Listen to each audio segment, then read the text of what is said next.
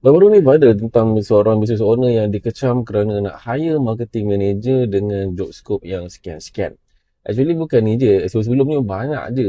So akan ada benda yang tak puas hati datang daripada pekerja.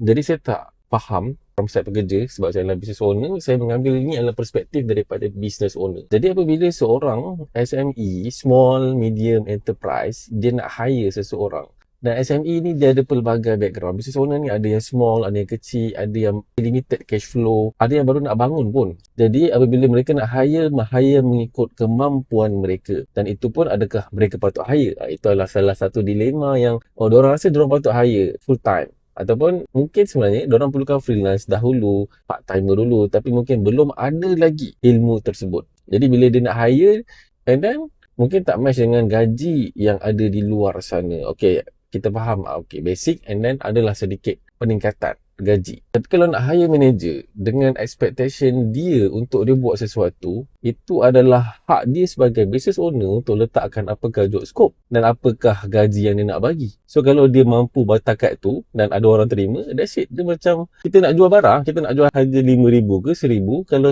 selagi ada pembeli, ada akad kat situ, okey je. Kenapa kita nak kena kecam-kecam lebih? Dah itu kemampuan dia. Ada tak pernah berada dalam tempat dia nak hire seseorang dan dia mungkin tak ada knowledge yang manager ni buat macam ni je, executive buat macam ni je.